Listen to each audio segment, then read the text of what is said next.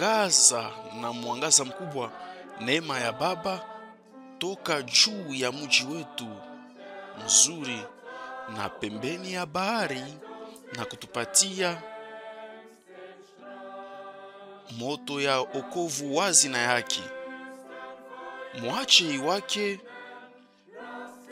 moto ya bahari pembeni ya bahari yenye kuangaza mbari sana yulu ya bahari. Juu ikunaongoza mungiza mkubwa benye kutembea pamai ba mingi mukwenda kurudi kwa nyumba yabo. Njia yetu iko mbari na mwangaza, mioyo yetu iko bujito kwa mangaiko na mahatari. Lakini macho yetu iko naona mwangaza ya mapendo ya Mungu yenye kuwa na werembo mzuri kabisa. Mwache moto ya pembeni ya bahari wake ipate kuwaka na kuangaza mbari pa bahari. Juu ikunaongoza mbushiku bukubwa benye kutembea pa mai ba mingi juu kwenda kwa nyumba yabo.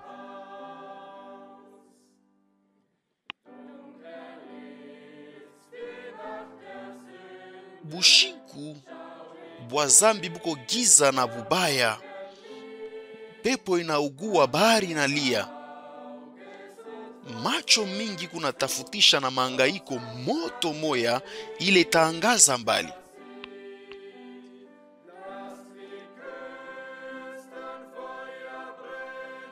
Mwache moto ya pembeni ya bahari wake ipate kuangaza mbari yulu ya bahari.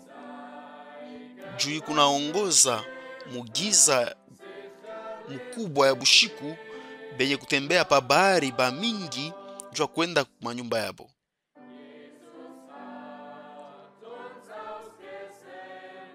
Yesu alitutuma mudunia paka vile Baba na yeye alimtumaka. Njuu mapendo yake ipate kuyala na nuru mwangaza yake yaangaze fashi yote.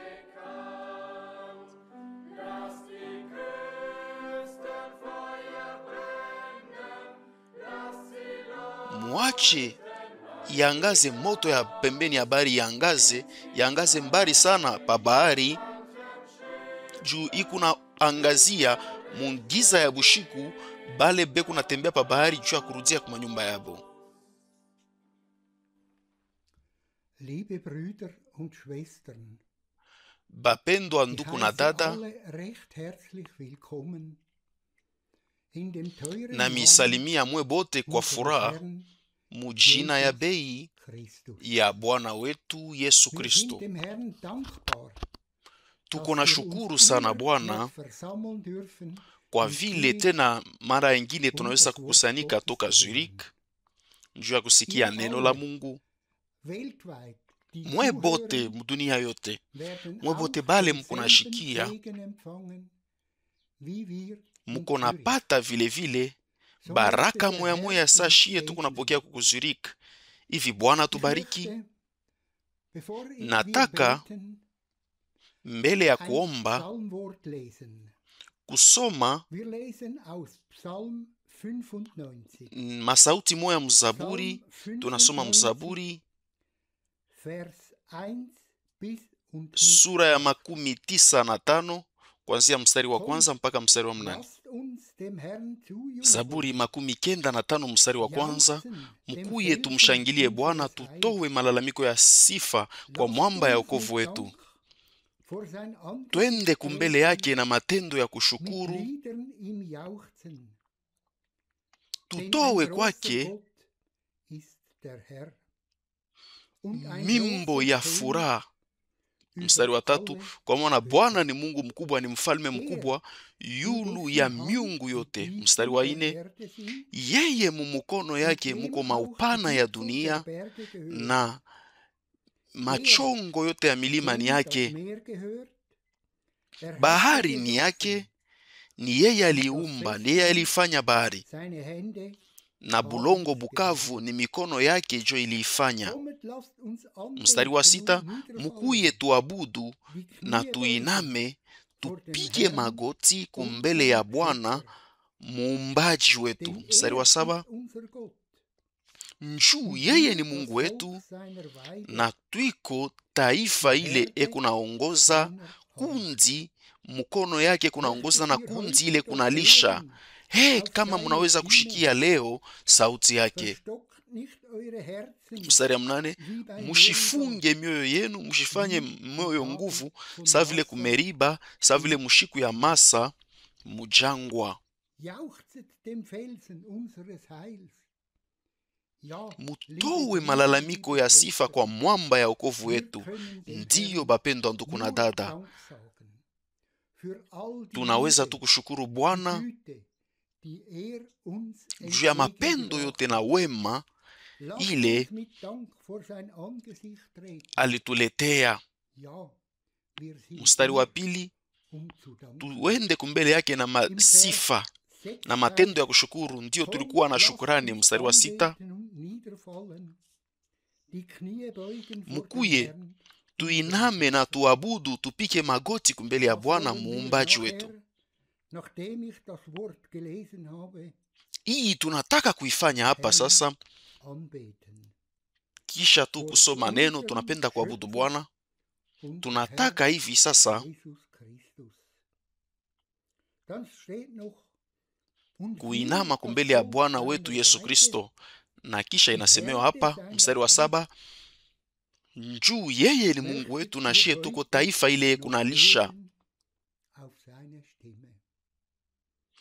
Kama mnaweza kushikia leo sauti yake leo tena, hii magharibi ya leo tukunashikia sauti yake. Ndugu Frank atasema na shie, haina masauti yake, lakini yeye atahubiri tangaza neno la Mungu. Na tunasifu Bwana kwa vile kila mara tena tunaweza kusanyika juu ya kusikia neno ya Mungu kukuzirika. Kumwisho ya mwaka itakuwa ni miaka 55 mie na bibi yangu kukuzirika, tukuna kusanyika. Sifa irudie kwa Bwana, utukufu, shukrani na heshima. Hii ni masauti moya moya yenye kuwa safi, yenye kutoka kukiti kia enzi. Na tunakushukuru, tunapenda hivi kuomba. Bwana mwaminifu, tunakupikia asante juu ya mapendo yako yote, wema wako. Tunakupikia asante kwa vile tena leo hii magharibi tunaweza kuya hapa benye kusanyika juu ya kusikia neno lako la kweli. Wewe ulikuwaka na taifa ya Israeli mujangwa, muile kusafari ya mujangwa, na kila siku ulikuwa unawapatia chakula safi, mana safi. Lakini kesho yake tena kulikuwa mwile chakula bivinyo. Lakini ile siku ingine ilifuataka, uliwapachiaka tena biakuria safi, biakuria bia sasa. Bapendwa ndugu na dada, jua hivi tena leo mana mpya ya sasa hii mnapata tena. Bwana mwaminifu, tunapenda kuambia asante juu ya neno lako la kweli, juu ya chakula hii tunaweza tena kupokea. Utukufu, shukrani irudie kwako Bwana. Hii ni chakula juu ya kanisa ya mwisho, wakati ya mwisho. Bwana mwaminifu, tupate eko kuya muro moja njuu pamoja na weye, tupate kukaribia weye. Bwana Yesu,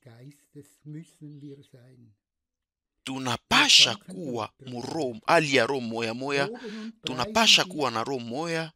Tunapenda kukusifu, kukushukuru juu ya hii chakula hii tunaweza hii wakati ya leo magharibi leo kupata. Kwako utukufu, heshima na shukrani, mjina la Yesu. Amina. Halten wir zwei Dinge fest, ehe ich lese und weiter übersetze. Mbele ya kuendelea kusoma na kutafsiri mahubiri, mubambe vitu Durch viwili. den ersten Adam, Kupitia Adamu wa kwanza, zu sein, ohne bila gefragt worden zu sein, von Gott kutuuliza kitu, als Sünder bila shie kujua, shie abgestempelt tulitiwa und verurteilt alama na kuhukumiwa na Mungu saba atenda zambi. Hakuna mtu katikati yetu ule balimuulizaka njoo ya kujua ni wakati gani wapi alipendaka kuzalika, na hakuna mtu katikati yetu ule balimuulizaka njoo ya kumuuliza kama alipendaka kuwa mtenda zambi wala hapana. Lakini njoo paka vile biko juu ya mambo ile lifanyika kupitia Adamu wa pili. Muile wakati tulikuwa tuingariki batenda zambi, wakati mule atukukwaka hako bado, atukukwaka benye kuzalika mumwili, tendo ya waki ya mumoja ilimufurahisha Mungu, ni kusema Kristo, njuu ya bote bale batawezaka kuamini. Paka vile tulizalikwa mudunia hii, benye kuwa mbali na Mungu, benye kuhukumiwa bila shie kufanya kintu muile.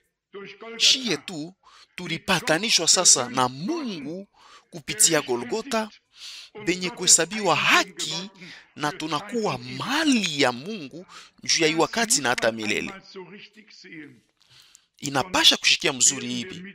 Kama ina vile tutaanza tu kuhangaika shebenyewe maisha yetu yote, na kumwisho hatustaisha kitu. Mu sura ya 5 na ya 6 ya barua kwa Rumi tunakuta hamo masauti moya ya upekee kabisa. Tunaweza kuita masauti yenye kuwa ya mkubwa ya kazi ya ukombozi, na mimi napenda ndiyo inapasha kusoma vya mingi hapa. Nataka kusoma hapa mu mstari ya 12 wa Rumi sura yake ya 5 mstari wa 12. Njoo kwa maana saa vile kupitia mutu moya zambi iringia mudunia, na kupitia zambi lufu lukaingia, na hivi lufu lukaenda lukabamba bantu bote, juu bote balitenda zambi. 13. Njuu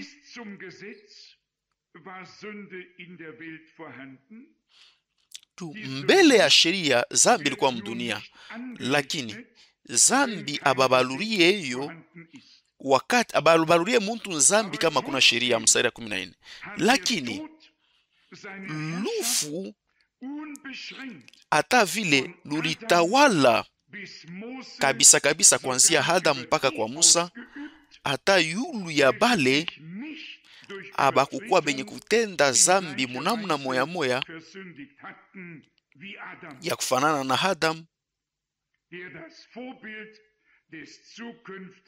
mwenye kuwa mfano ya ule Adamu ula atakuyaka ula lipashaka kuya.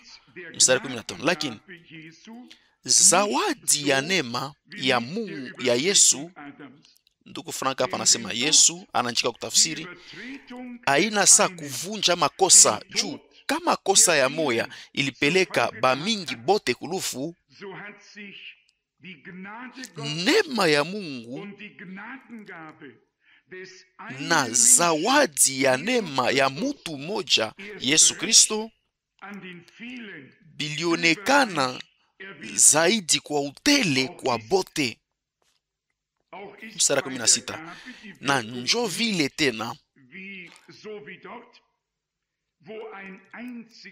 uzawadi abina vile vile sa vile kwa mtenda zambi moya. Njuu ni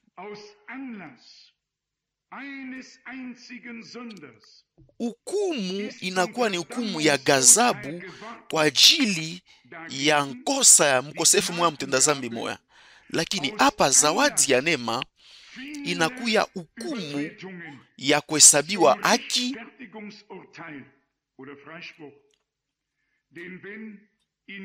kwa ajili ya makosa ya mtu. Mstari 17.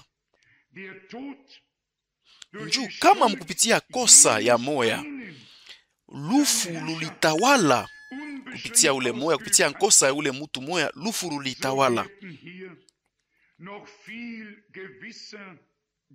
Bale bekunapata utele wa neema na wazawadi ya waki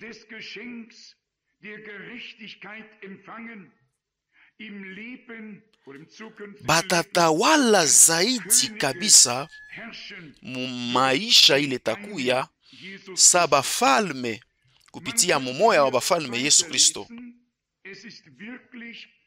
Tunaweza kuendelea kusoma humu, ni masauti mikubwa kabisa moya kisha ingine, na ni ya mafaa sana tupate kusemezea lugha misemo ya Mungu tunaichikia, kusema tulizalikwa muzambi na tuliishi mzambi.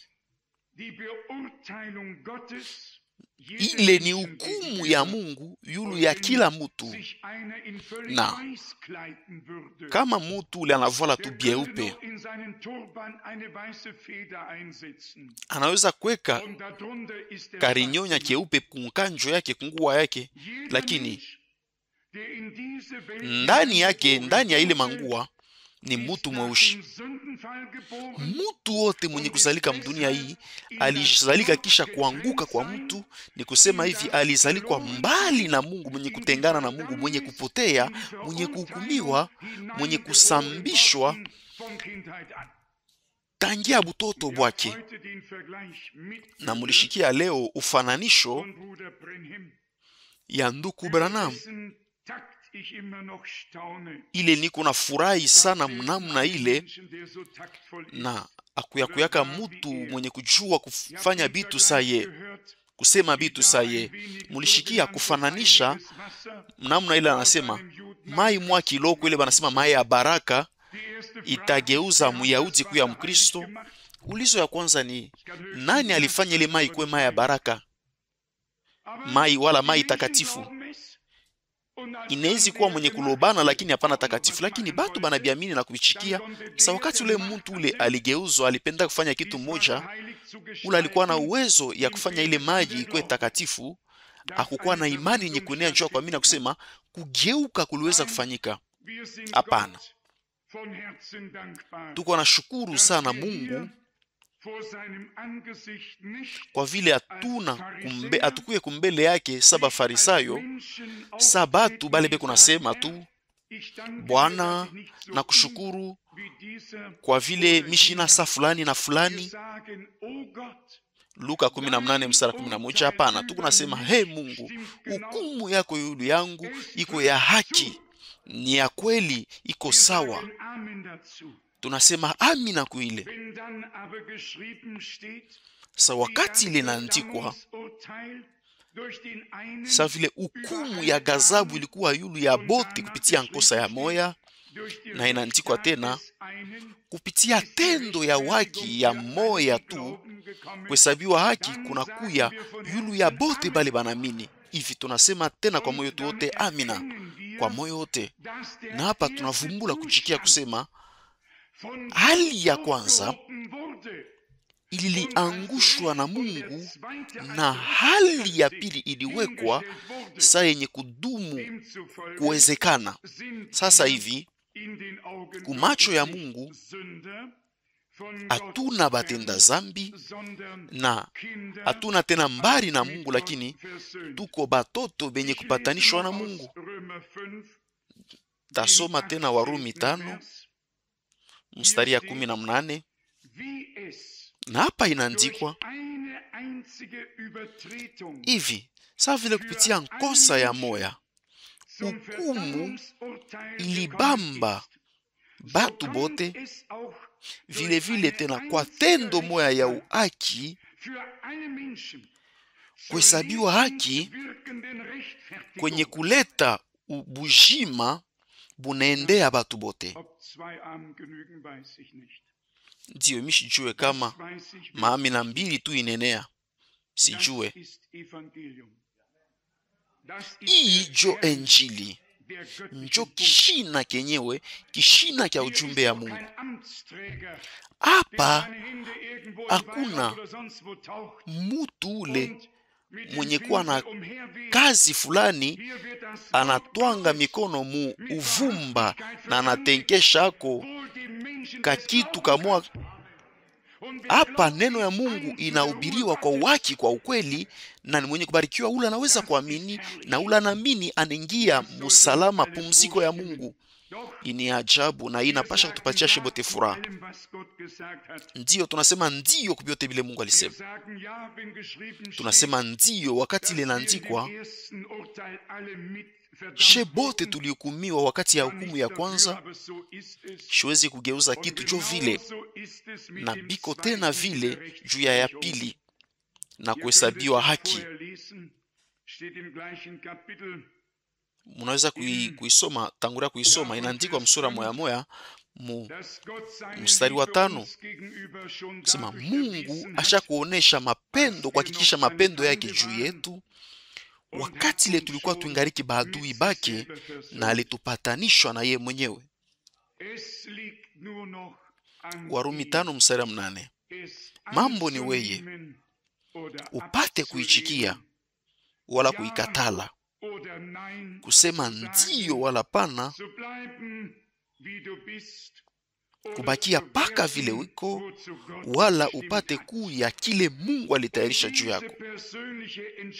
Na Mungu ashtabambaka hii mpango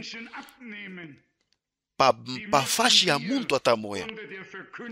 Shebe nyewe jo tunapasha kuibeba na ile mkusikia neno la Mungu. Ncho kwa maana inaandikwa Warumi 10, imani ikunazalika kupitia mahubiri, na mahubiri tukunasikia natoka ni neno la Mungu. Warumi 10:17. Wakati neno inahubiriwa na mtu anayamini, Mungu sasa anatenda, na kile Mungu alipanga kuwa kenye kudumu kufika kinafanyika. Kama mnasoma barua kwa Ibrania, mtakuta andiko moja mule landikwa, kama agano ya kwanza ilieneaka njua kupeleka bantu mukamilifu, Mungu hakuweza kuwa na mafaa ya kufanya agano ya pili. Ibrania 8 mstari wa 7. Kisha tunakumbuka Mathayo 26 mstari wa 26 mpaka 28. Mule Bwana alisema, hii ni agano mpya nafanya chini ya damu yangu. Mungu alifanya agano jipya na alifanya mtu mpya, ule aliwekwa mwi agano jipya, na byote bila bine kufuatana na agano jipya ndani mwetu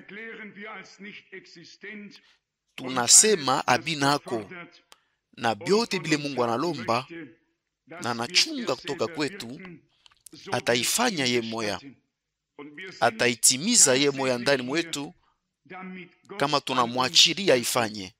Na kweli kweli tuko hapa njoo Mungu atende ndani mwetu. Wakati ndugu Rusi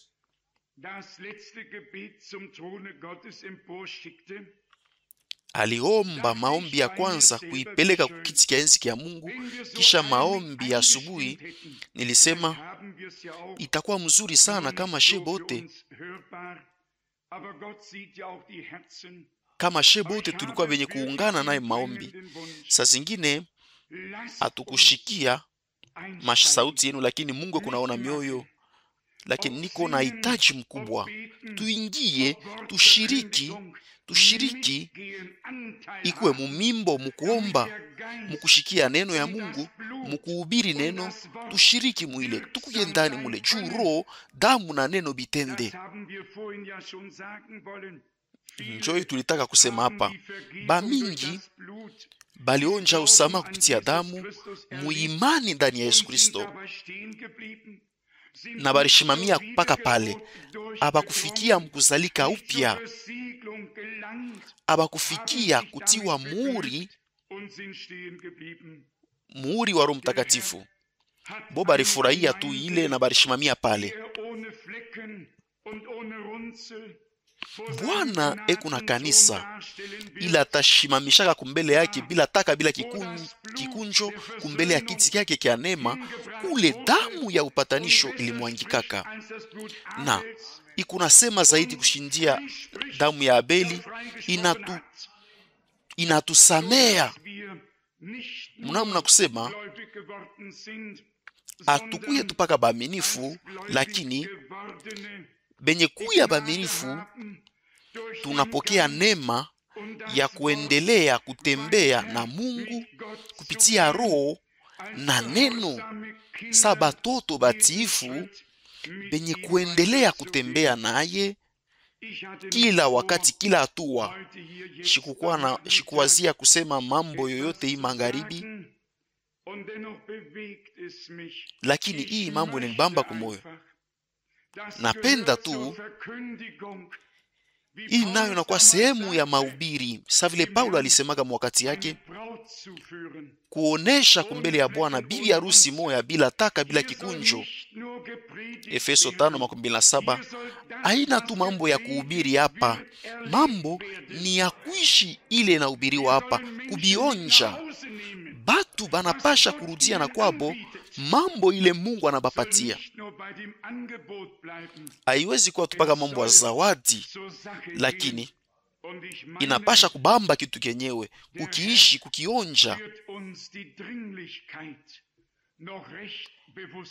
Na mimi nawaza kusema Bwana atatusaidia tuvumbule mafaa ya hii. Ni paka wakati tutasema sana nabii Isaya, hatari kani kusema matabiri, kitanda mule tunapenda kulala kiko kifupi, cha kurifunika kile tunapenda kurifunika kiko kifupi. Isaya 28:12. Mnachoma bote masauti, mnachoma bote masauti. Tunapasha kujua kusema hii ya ene tuko mafana zaidi. Sasa Mungu anaweza kuleta zaidi bya mingi. Mungu anaweza kujifunua, kuonekana. Benye kubarikiwa bale kuna njala na kiu ya waki, benye kubarikiwa bale kuna njala na waki, kwa maana batashibishwa. Mathayo 5:6. Unaweza kuiona hii magharibi mu maisha kila siku mumwili, wakati muntu tangu asubuhi ya shukuri ya nini na tafika, na inapasha kuwa vile vile mambo ya kiroho, inapasha kupita mutendo na kula. Mutu ashiishi kwa mkate tu, lakini kwa masauti yote inatoka mkinwa ya Mungu. Mathayo 4:4. Na mimi nawaza kusema mwakati yetu, mashiku yetu, masauti ya Mungu ya mingi ilitoka mkinwa ya Mungu. Shakuisema mara mbili hapa, hapana nabii wala mtume njua kututumikia, lakini tuko na neno ya manabii na neno ya mitume.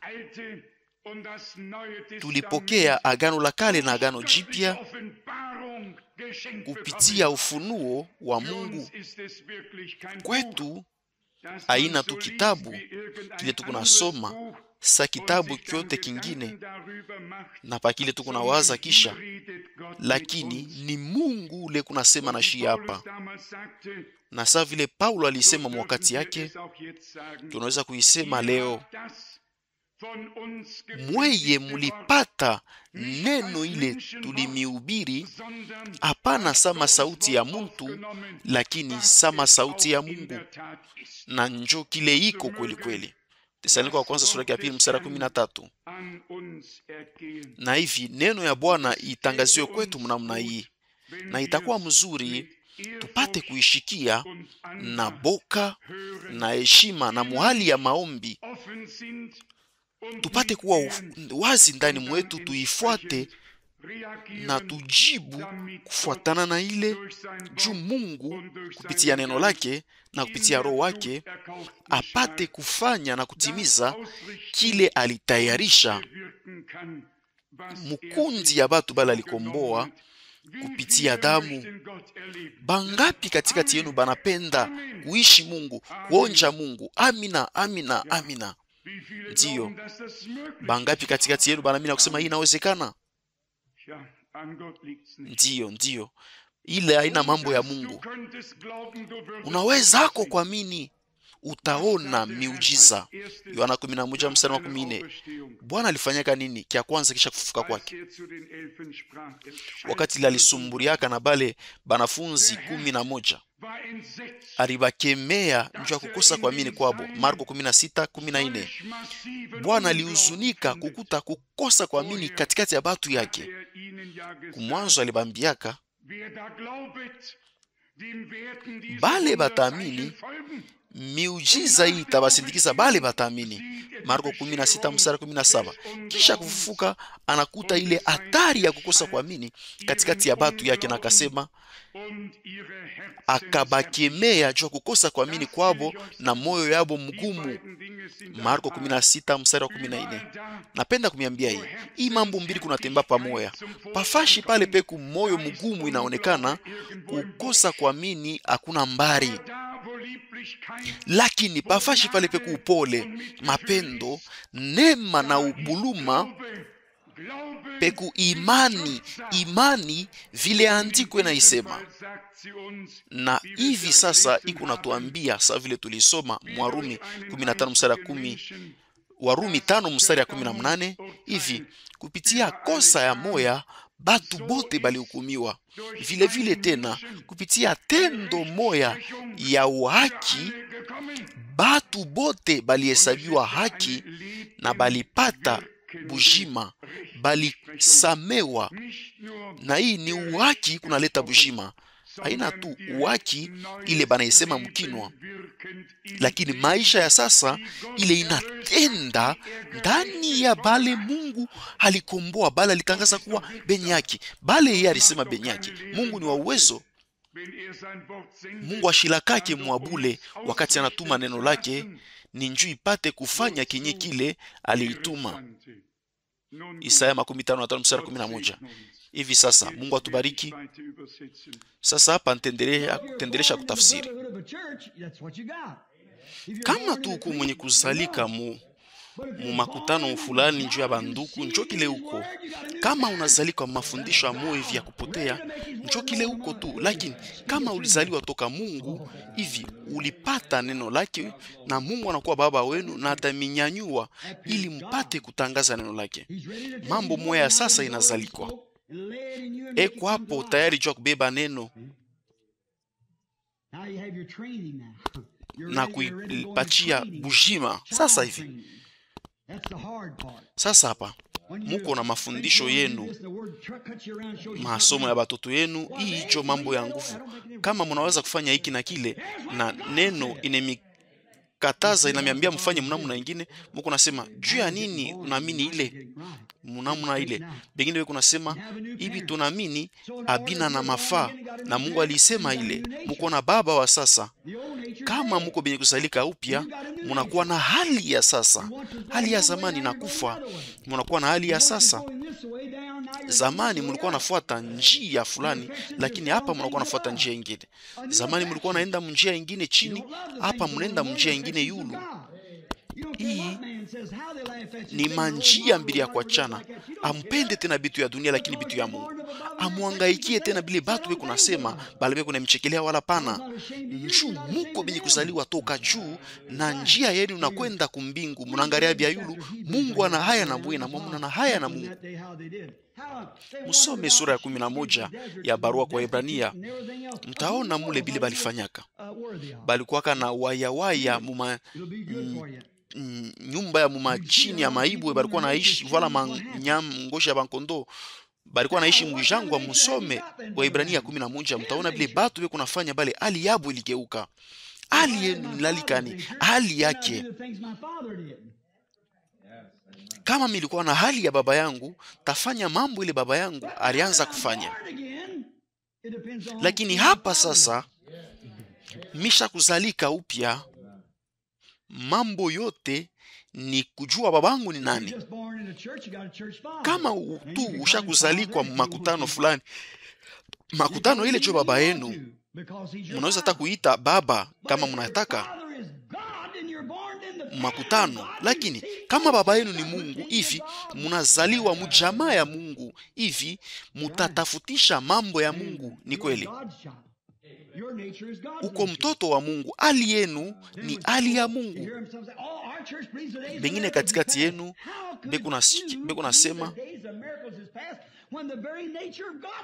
makutano yetu, kanisa yetu, na mimi nakusema mawakati ya miujiza ishakupita. Je, sasa mtechikia kusema mashiku ya miujiza ishakupita kama Mungu yeye ni muujiza? Kama mkifupi yeye moyo Mungu ni muujiza, kama hali yake ni muujiza, kama matendo yake ni muujiza, kama bumutu hali yake yote ni muujiza. Je, sasa mtakuwa kitu kingine kama ina muujiza? Hali yenu ya sasa ni muujiza, maisha yenu ya sasa ni muujiza, bumutu bwenu hali yenu ni muujiza. Amwezi kuangalia kumukongo muhali ile ya kufa, juu byote binakuwa bya sasa, kiumbe kipya. Ni kweli mnajua habari yangu, wakati ile mtoto ntai riyai yake nkuku alilaria, alikuwa mbatoto ya nkuku na njo mule alizalikwa, ni bya kwa chana njo vile alizalikwa, lakini ile bujima mumbeko ilikuwa ni ingine, ilikuwa ni ndeke mwingine. Alikuwa mwenye kwa chana, alikuwa anafanya mkwachana kabisa, hapana sabote bengine, lakini alikuwa anafanya kile kilikuwa kia muhali ya kizalikiwa yake. Hakuweza kugeuza kitu, alikuwa ni ntai, hali yake ilikuwa ni antai, hakuwezeka kuwa kitu kingine kama ina ntai. Mnaona, njo paka vile biko na izebu kuko bantai, lakini bengariki mumatope na bengariki mubitu ya dunia hii. Ni kazi yetu ya kwenda kubatafuta na kubatosha mo. Shiku moya mama ntai alikuya mkuluka. Munawazia kusema mkuku aliweza kuchunga ule mtoto wa ntai? Hapana, kuya huku mpendo wangu, hapana. Macho yake iliangalia yulu, mawazo yake yote iliangalia yulu, na kaluka zaidi. Hakuna tena zehebu kwake. Akukukua kumshamisha mutu la nazaliwa na Mungu, hawezi kumurudisha kuile uharibifu wa zambi. Asha kuzalika, anazalika upya, anakuwa wa sasa, anakuwa na hali ya ntai, anapasha kuluka yulu kubia mbingu, anapasha kwenda kule kuko mama yake na baba yake. Leo padri anasema mukuye muingie na mwe makutano yetu, ile ni kufuata batu, lakini ule mtoto ntai alisikia mwito ya mama yake. Sasa ingine mama alisemaka Yesu Kristo mmoja jana, leo na hata milele. Ibrania 13:8. Na nkuku anasema wakati ya miujiza shakupita, zokola amwezi kumubamba tena kumchunga. Niko namshikia kunasema, mama tapanda je kule yulu, we pika tu mabawa yako itawezekana. Wewe uko ntai, tembea muimani. Je, bitafanyika je? Bitafika je mama? Wewe tembea ile tafanika. Mwangalie kya kufanya kya kwanza. Alipandaka palupango moya kibumbashi ya lupango, kisha akaluka. Hali ya sasa umbile mpya, hali ya baba yenu, na munamini na kupenda kila neno ile alisema. Kila masauti yote ya bantu ni bongo kama inakatala maneno ya Mungu. Biblia kunasema kweli, hata kama kanisa fulani banasema bidini, Biblia yote kunasema kweli kwenu. Kama kanisa yenu jo baba yenu, muamini mwile kanisa yenu sa baba yenu. Kama ni Mungu jo baba yenu, muamini Mungu. Wala unakuwa na hii hali, wala unakuwa na hali ingine. Kama Mungu ni baba yenu, munakuya na hali yake na munaamini neno lake. Kama mbuko ba makutano fulani, mukunaamini masauti ya ile makutano. Kama uko mwenye kuzaliwa na Mungu, unazalika upya, unaamini kile Mungu alisema. Na hapana bile batu makutano inasema. Hii inanikumbusha mambo moya ilifanikaka ku Georgie. Kule kulikuwaka mbata moya katikati ya batoto ya nkuku, na ule mbata ule alikuwa kia kushangaisha pa bankuku. Alikuwa na mlomo nye kwa chana, na ile mlomo yake ilikuwa na shaba mkubwa. Njo vile binekana kwa wakati ngine na bakristo, bale banonekana benye bafuasi ba bengine, ile ilikuwa na shaba mkubwa. Alikuwa wa kuachana na kushangaisha, jua alikuwa katikati ya bankuku na alikusema katikati ya bandendo, na boba anakuwa na aliabu ya kushangaisha, na boba anapenda vitu vingi, lakini mbata ule alikuwa mwenye kuachana. Siku moya ule mama nkuku alienda kumkongo ya nyumba na watoto yake, lakini huyu mtoto wa mbata alikuwa nasema misemo ya kuachana, alikuwa na mahitaji tafuta vitu vya kuachana, alitoka muriai ingine. Na mimi nawaza ba mingi katikati yenu wanaweza kusema tunatoka makutano mingi ya kuachana, lakini balikuwa bakweli balizalikwa bote mwile namna. Mnaona aba bengine abashikie ile abaamini kweli kweli. Niko nabeba hii mifano njoo kumionesha ile. Siku moya aliendaka kumkongo ile ya nyumba ya mbata, kulikuwa mai ili kunavuya. Katoto kambata kalifuataka mama wa bankuku, lakini akufurahia kabila ransaka kuria kule na kufanya kule. Sasa kisha wakati moya ule mtoto anashikia harufu ya mai na akajiuliza hii kunatokea wapi?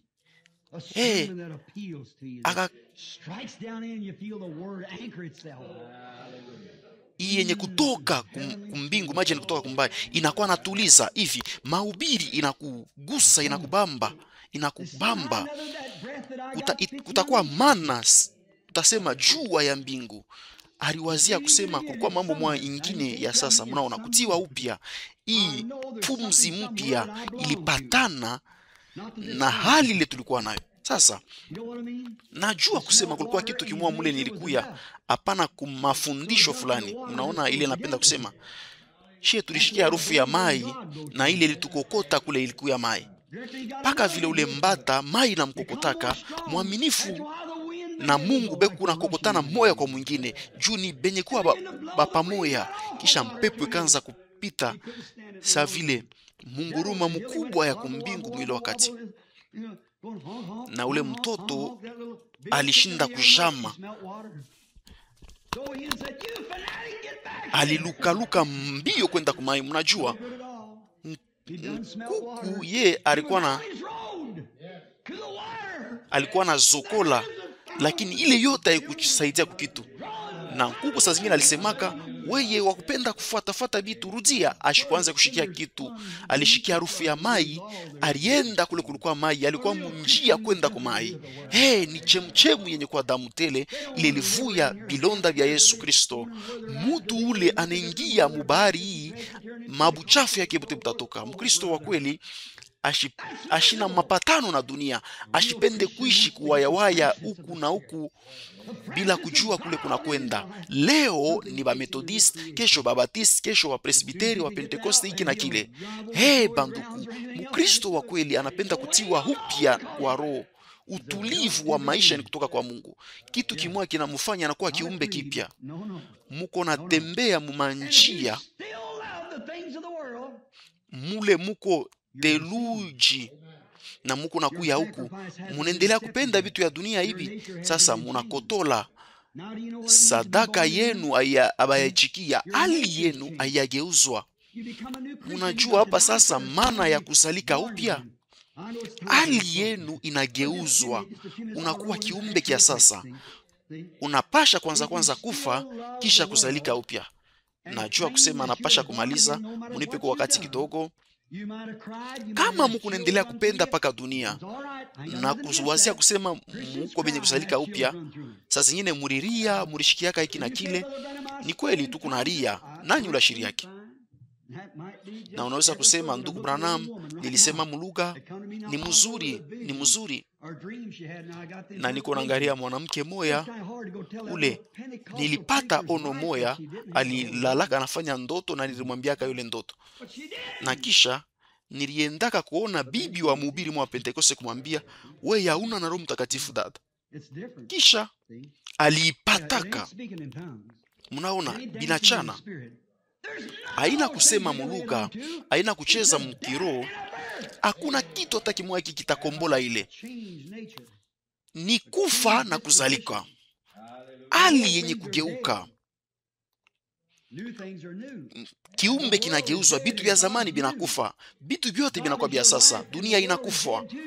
Na Mungu alifanya vyote vya sasa. Mungu ni bujima yenu na dunia yenye kufa kwenu. Mnashikia hii? Mushikie sasa. Hapa napasha kukata kufupisha vitu juu ya kutosha mayani. Banaume na banamke bala bapende kufuata neno la Mungu na mafundisho yake, hata kama bekuna sema basha kusalika upya, kuko kitu kimoya akiendeke, kitu mwani kia bia bongo. Sasa hivi napenda kwa kusema kwa banamke, kama mwanamke anajua kusema neno ya Mungu ina hukumu kukata nywele, kuvuala mapantalo mangu ya banaume mirefu wala mifupi na bingine, na hauna na akili safi jua kuchunga nywele yako ikomea na kuvuala sa Mkristo, hivi unarilanda abinyone bile muriishi bile murionja, ataka mulisema muluga wala kucheza mkiro, mukipima kusema nyumba yote ilitenka ila ina na mana. Ile naonesha tu kusema mapendo ya dunia ingariki ndani mwenu.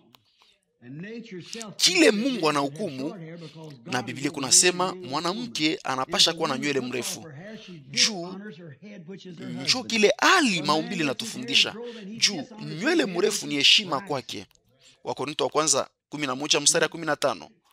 Na njo kwa maana haipasha ikate. Kama na ikata anakosa heshima shefu yake, na shefu yake nani? Bwana yake. Kama mwanaume anakuwa na nywele mrefu anakosa heshima kwa mkubwa wake, kwa Kristo. Banamke bavale namna ya adabu sa banamke bakubwa, na kisha banakosa adabu. Na lakini beko nasema sifa kwa Mungu, haleluya haleluya, nilisema mluga sifa kwa Mungu. Hii inaonesha kusema roho yenye kuwa ndani yenu ni roho mbaya, pepo mchafu. Kama uko na hali ya neno, utaichikia neno. Na wakati yote kama uko na hali ya Mungu, unakuya mwana na binti wa Mungu. Batoto yake banamini neno lake, amina, uzao wake. Kungambo ingine mishi yaamini mbatizo mjina la Yesu Kristo, ndio vile mko nasema na beko nasema hata vile banasema haleluya, lakini shamini mbatizo mjina la Yesu Kristo. Hii inaonesha baba yenu ni nani na ndani ya nani mwe mnaweka tumaini.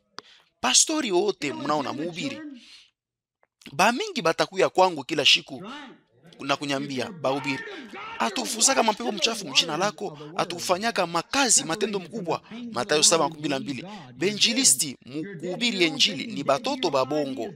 Ndiyo, kama mko mwenye kuzalikwa na Mungu, munaoshwa mu maji ya neno, munatenganishwa na vitu ya dunia, na muamini Mungu benye kufa kwa benyewe, kuhali yenu, mawazo yenu benye kufa kubyote, na kuishi muneno ya Mungu, na neno yeku naishi na kutenda ndani mwenu, na inakisha kusema ni neno ya Mungu.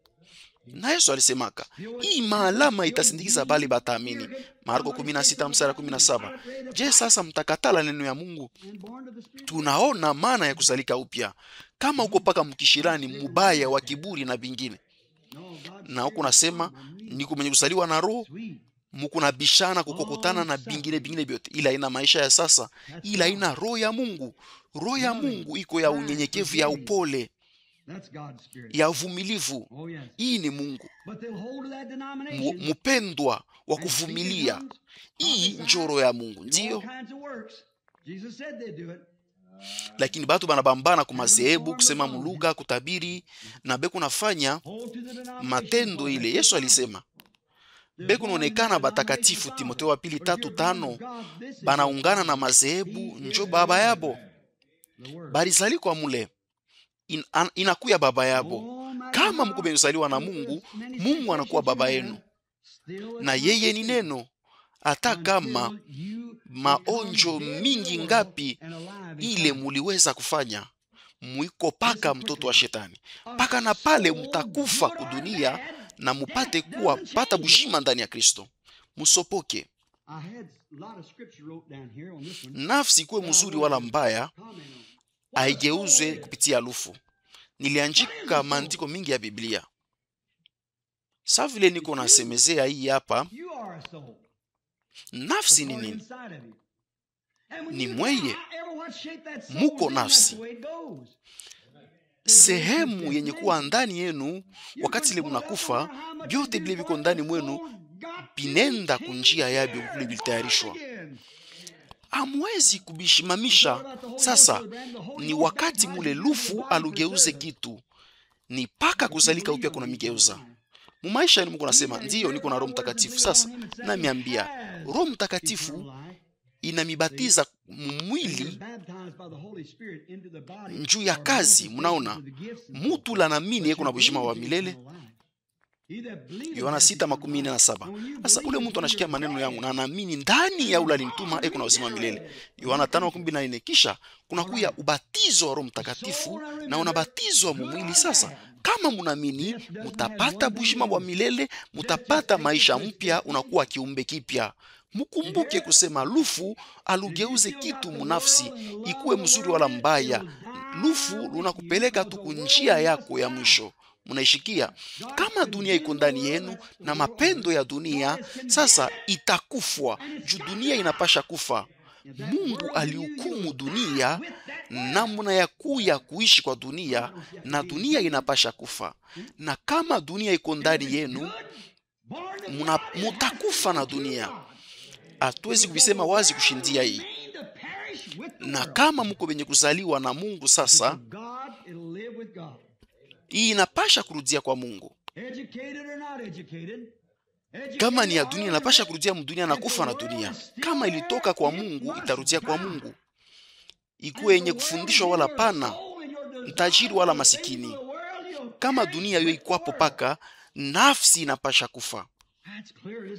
Na kama iko mnafsi yenu na vitu ya dunia, mutakufa pamoja na dunia. Iko wazi, haina vile. Hii inapasha kwa paka wazi tu. Muko mudunia ile yenye kufa. Na paka vile dunia kwenye kufa na mwe mushakufa na dunia. Lakini kama muko benye kusalika upya, muko naishi sasa na Kristo tangu sasa. Sasa mawazo yenu yote inageuka kuangalia vitu ya yulu, hapana vitu ya dunia. Kolosai 3:1. Lakini kama muko benye kusalika upya, munazaliwa na Roho ya Mungu, muko sehemu ya Mungu na muko milele pamoja naye. Lufu alwezi kumibamba. Wakati munazalika upya, unakuwa wa milele, uligeuzwa, unakuwa toka mkiumbe kia wakati mfupi, unakuwa kiumbe kia milele. Munageuzwa, munatoka kulufu kwenda kubujima. Ni kunasemezea uzima wa milele. Ni kunasema mambo ya lufu ya milele kwenda bujima wa milele. Kama uko wa mdunia, kuna kufa na dunia. Biblia inasema mubarua ya Yohana, kama mtu anapenda dunia, mapendo ya Baba haina ndani mwake. Yohana wa kwanza 2:15. Hawezi kupenda dunia na Yesu. Yesu alisema hawezi kupenda kutumikia Mungu na mamo. Hawezi kupenda dunia na Mungu. Na mtu anasema nampenda na shichunge maneno lake na shifanye kila anasema, ni wabongo na kweli haina ndani mwake. Yohana wa kwanza 2:4. Hivi inaandikwa, mweye batu ya kanisa makutano ya Branham, na mwe batu bazuri, tutakatishe bitu. Hii ni mwaka mpya. Tuanze kufanya kitu, kukatala bitu ya dunia, kubitupa nje. Ndiyo, batu ya leo beku nechika kupokela maroho mingi. Banenda huku, banechika wanapokea roho yenye kuwa mu makutano fulani. Na hata ile maroho kunasema tuko roho ya Mungu, tuko bensalika upya, na ile haipatane na neno ya Mungu, ile haina kweli. Ni maroho ile kuna bambia kusema banasalika upya. Munaweza kuwazia kwa roho ya Mungu itakana neno lake.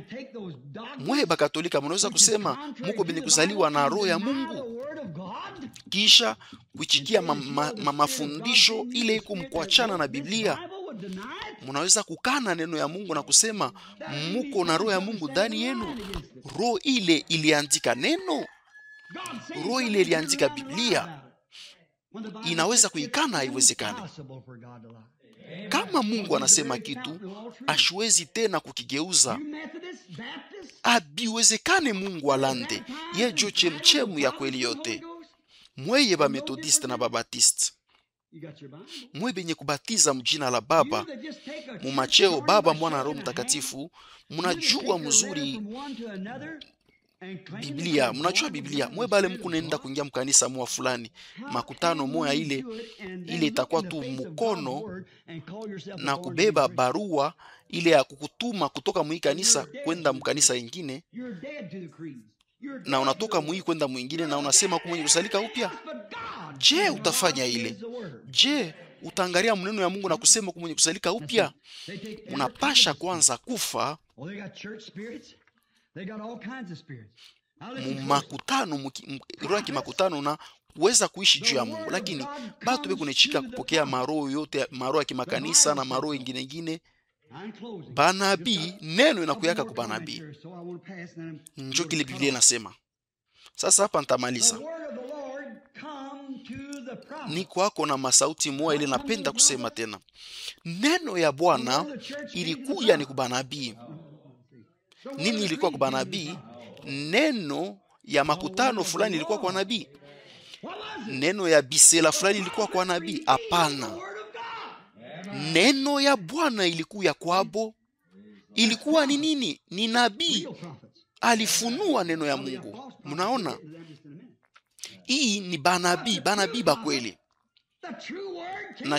Na tena kuko banabii ba bongo, tutabisemezea wakati mwingine. Lakini nabii wa kweli, neno ya kweli ilikuya kwa nabii wa kweli. Haina bisela bile bilikuya kwake. Haina zebu fulani ilikuwa kwa banabii. Lakini ni neno ya Bwana ile ilikuya kwa nabii. Na alifunua maneno kubatu. Nabii wa kweli kuna neno ya kweli. Je, sasa tutafumbula nabii wa kweli? Ni kusema kuna neno ya kweli. Kama na neno ya kweli, nabii wa bongo. Neno hii ni neno ya Mungu, na neno ya kila nabii ipate kuwa bongo, lakini neno ya Mungu ipate kuwa kweli ya hakika. Kama neno ya Mungu inatoka kwa nabii, hivi ni nabii wa kweli. Juu neno kunakuwa kwa nabii wa kweli. Nabii wa kweli, neno ya kweli. Nabii wa bongo, neno ya bongo. Wala bisela wala mazebu mautafsiri. Mukuye kwetu mseme hii, muamini hiki, mfanye hivi. Lakini neno ya kweli ikunakuya kwa nabii wa kweli. Na ikunatangaza neno ya kweli. Na Mungu nafuata neno ya kweli, na Mungu napokea onjo ya kweli kwa ajili ya neno. Amina. Juu neno ilifanywa kuwa mwili na liikala katikati yetu. Inakuwa mwili ndani yenu, mnakuya batoto ya Mungu, na neno ya Mungu inavuya ndani yenu kupitia mwe. Mungu ku ndani yenu. Njoo vile Biblia inaisema, mweye mulishiriki kwa hali yake. Haleluya. Na Mungu nafanya matendo ya Mungu. Mnaona? Chukile Biblia inasema banabii babongo beku nempeleka mbali na neno ya kweli. Mnaona? Biblia inaisema. Munapenda andiko ile inaisema, inaandikwa Timotheo wa pili sura ya 3 mstari wa 5. Banabii babongo beku na neno ya kweli, lakini beku na igeuza, beku naonekana batakatifu. Njoo kuonekana batakatifu, banapasha kubeba kwa kiloko muneno, lakini beku na katala uwezo gani? Napasha kuisema. Mnaona? Mutumikie Mungu.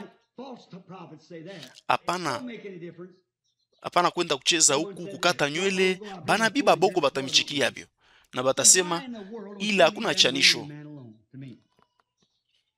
Na mtu mwalinyambia mashiko kumkongo juu ya nini awache banamke na banaume bache kutukimia dunia. Batu banamina kusema uko nabii.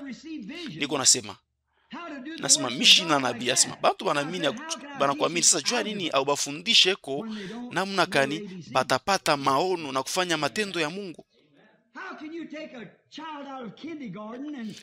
Lakini abajue bitu yabo wewe kusoma. Je, utabeba mtoto wa masomo ya chini na kumpeleka ku university? Njoo kumfundisha ku makalikili ya nguvu. Anza mbele. Utajua kusema alfabeti ni nini. Muamini tu paka ndani ya Kristo namna moya moya, amini kila mara, amini ndani ya Kristo. Ushamini mambo ya kanisa fulani wala makutano, muamini Kristo. Njua nini? Kumuvumbula Kristo, kumjua njoo bujima. Yohana 17:3. Kuko aina kujua mafundisho fulani bisela fulani, munapasha kumjua yeye. Mufunde kumjua ye kama Mwokozi wa pekee, na ile kupitia kuzalika upya. Paka vile Yesu alimwambiaka Nikodemu, kama muamini bitu ya dunia, je mtamini wakati tamiambia bitu vya mbingu? Je, sasa utaweza kuamini kubitu roho iko na tenda na kuonesha maono na bingine? Na kama muamini mbitu ya dunia, je mutaweza kuamini bitu bingine? Kama bamina kusema sisi napasha kwa cha kufuta, kutengeneza namna ya kuvuala na kuachana na mabitu byote hivi ya dunia, je sasa mie nitabafundisha mambo mengine njuba pate kuingia? Munaona, banabii ba bongo bekuna neno ya bongo, mabisela, mautafsiri, mazebu na bingine, lakini beku nasema sifa kwa Mungu na bingine. Hapa beku na nkochi ya Elia na beku nasema sifa kwa Mungu na beku nasema mambo mengine. Munaona, na mtu mwingine anasema hii mambo inaniyala sana, naishikia ndani mwangu, inakuya yulu yangu. Na unafanya nini kisha? Huku naishi kisha kufanya vile huku naishi. Je, unaona huku naishi je? Kisha ile haina kuchamuka. Ulizo ni kujua kama mulipokea Roho Mtakatifu. Inapasha kusema utukufu paka na pale unaanza kusema mlugha. Hapana, ile aienee. Muone maisha kani mko naishi. Na wakati ile tunamiambia mambo ya ubatizo mjina la Bwana Yesu Kristo, mko najibu ile ni kufuata mtu, kufuatilia mtu. Nini tena sasa? Munaona, munapasha kuoshwa kupitia maji ya neno. Pale sasa mutamini masauti yote mpaka vile naandikwa. Biblia kuna sema andiko haiwezi kutafsiriwa kwa upendelevu wa mtu. Biblia kuna sema kile nasema. Biblia haichikie utafsiri ya upekee ya upendelevu wa mtu. Tunapasha kuamini mpaka vile naandikwa. Matokeo moya itafanyika. Ba mwalimu ba bongo bataletaka paka mafundisho ya bongo na masauti ya bongo. Banabii ba kweli bataleta paka neno kuzalika kwa kweli kupitia neno. Banabii ba bongo bekunapeleka mkuzalika kwa bongo, mkuzalika batu makanisa, kuzalika mazehebu na mafundisho. Lakini mweye mwiko hapa beba Pentekoste, mweye muko na maonjo ya bongo ya kuchangamuka tu. Muliwazia kupokea Roho Mtakatifu wakati ile mulikuwa na maonjo ya vile ya kuchangamuka ndani. Nilishikia mandemo na kusema mlugha na bentu benkushikwa mampepo mchafu. Mutabavumbula kwa matendo yabo. Mathayo 7:16. Mtauliza, ndugu Branham, unaamini mkusema kwa lugha? Mtasema ndio naamini. Naamini hata mlalamiko ya furaha kubyote. Lakini kama bujima maisha ifuate ile nini sasa? Muone, naamini neno ya Mungu. Mshimamie tu kusema haleluya na kutoka kwenda. Mshimamie tu kusema mambo ya Kristo, lakini mkuwe banyenyekevu, bapole na bapendwa, bazuri. Mkuye na matunda ya Roho. Tukienda mukini, inapasha mwenye kukatwa nywele mzuri, kuvala nguo mzuri, kocha ipashe kuwa na mankonyo, na inapasha kuwa kuna bunja makuta fulani mbele ya kufanya makutano. Njo vile bitu leo mazebu. Mnaona ni bia bongo. Babongo beku na chunga bia mingi bia mukweli njuba onekane eko batakatifu kumbele ya batu. Napenda hapa sasa mushikie mawazo ya bongo. Mnajua ni nini?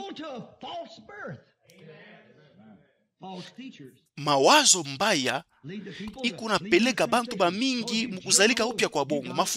Mwalimu ba bongo bekuna mini mkuchangamuka mumaonjo moya ile ya kushikia ndani mwako na changamuka. Asa njua kuchangamuka kule mtu anashikia ndani, banawazia kupokea ile. Bengine barionaka mwangaza moya kumbele yabo, bali changamuka ndani ya biote bile bilionekana bizuri, lakini abiene ni paka kama kweli kweli uliipata. Wengine beku nasema basha kuonekana kama wana wa Mungu. Wapi na wakati gani? Mtasema sasa, sifa kwa Mungu, nililota ndoto, niliona hiki na kile. Na mimi ni maono ya mandoto, lakini kama ono ya ndoto haipatane na neno, ni kusema ni ya bongo. Hii ni kweli. Vyote vingine ni vya bongo. Batu ba mingi bana ongozwa mkusalika upya kwa bongo. Nilikuwa na gazeti moja ile nilipenda kuleta mule, bali semezea kusema baba wa kimuungano wa makanisa wa orthodoksi wa Grek alisumbuliaka na Papa Jean 23 na alisemaka vile alipendaka kukusanyika sawa Protestanti na Wakatolika. Mtu alisema Mungu asifiwe. Mimi na wazia ilikuwa ni nduku Norman ule alileta ile gazeti na kusema saa inakwenda sana kujua vile tunawazia nduku Branham. Mnaona? Na raisi na mbatu wa macheo yote ya yulu ni bocho bashakuwa nayo. Mnaona? Taifa yetu iko chini ya uongozaji wa Katolika. Na sasa mumurudishie Kristo yenye kuwa ya Kristo.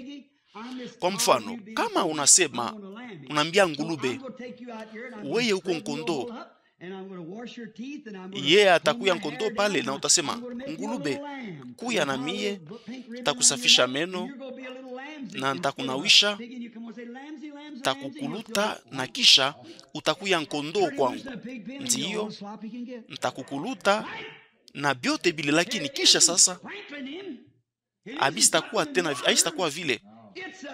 Unapasha kufanya byote sa nkondo, au sasema tena, au stanguruma vile ngulube anafanyaka. Munaona, haistendeka. Haina mambo tu ya kumweka mumai na kumkuluta, ni kufa na kuzalika. Amina. Munaona, bankondo beku mafana chakula ya bankondo. Lakini hata kama uko nampa ile vyakula ngulube, yana bakia kileko. Ni kweli ile. Yeye ni ngulube mkisarikio. Kama unapenda dunia na vitu ya dunia, uingariki paka ngulube. Mungu atusaidie. Ndugu Franka anasema Mungu nakufa saba ngulube na munabakia hivi mpaka na pale mtakufa, na mupate kutiwa upya na sadaka ile mulitoa sa ngulube ipate kuchomewa na isikuweko tena, mpaka na pale utakuwa kweli kweli nkondo. Lakini kwanza kianzamani kinapasha kufa. Hawezi tu kusema kuya hiki hapana. Ile inapasha kufanyika kweli kweli. Haina mkuisema mafundisho mautafsiri, mkusema tu sifa kwa Mungu, heshima kwa Mungu, nilisema muluga ndugu Branham na bingine, nilicheza mkiroho bushiku bote bushima. Hii mambo iliala mumoyo.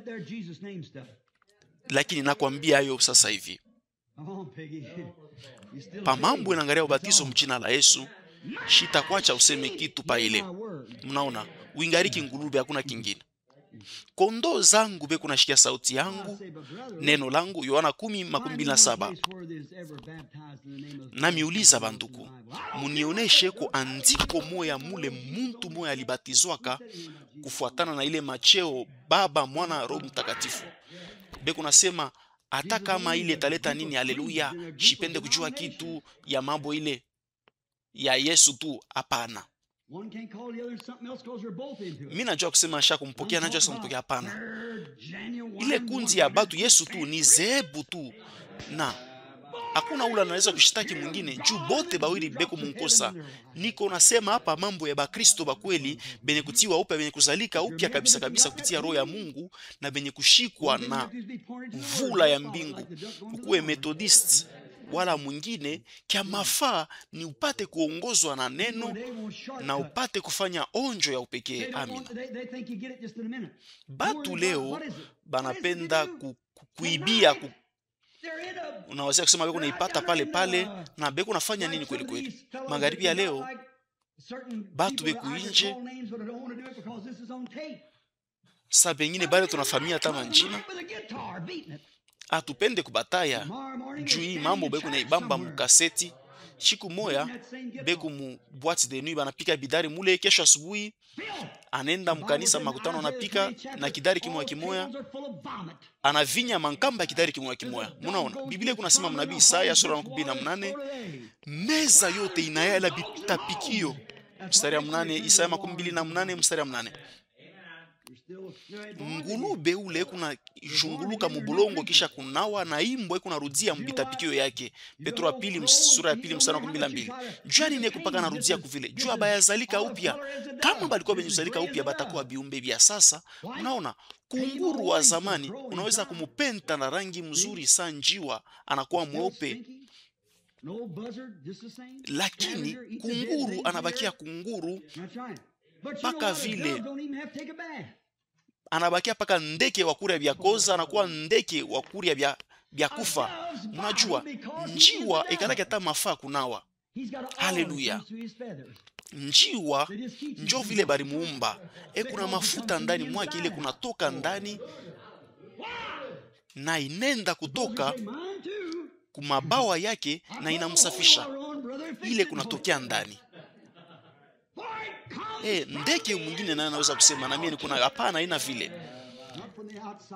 Haina tumai twakubarikiwa maya baraka bana mimia huko, hapana. Kuzalika kunapasha kufanyika. Bengine kuna sema Mungu asifiwe, ninendaka kumakutano mpaka saa wewe haleluya na pingine, hapana. Haifanyikake vile. Njiwa kuna mafuta ndani mwake. Lakini hakuna bandeke bengine bale beku sa njiwa. Njiwa kunajisafisha kutoka ndani. Ana na mafaa apate kuangalia usafi wake. Yeye ana kuna anabakia safi. Haleluya. Kitu mwandani mwake kiko nafanya abakie paka safi. Aina nilingia na mie makutano fulani juma ilipita na bingine. Wala iki wala kila pana. Aina niliacha kufima kufuta ntumbako na bingine, hapana. Dada mie nonekana sawa zamani, napasha sa kuvoala namna kunyolo, napasha kuacha nyolo wangu nalekea kuko batu biko nanichekelea biko nguvu kwangu bine nipitia. Mungu akurumie tu ndugu. Kama ulipata kitu mwandani mwako hivi, kila mara unaendelea kuoshwa, autenke na huku naoshwa.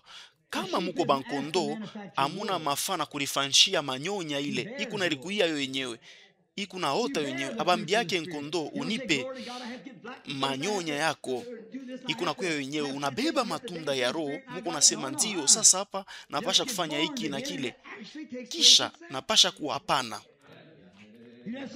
Muzalike upya tu, muzalike tu upya.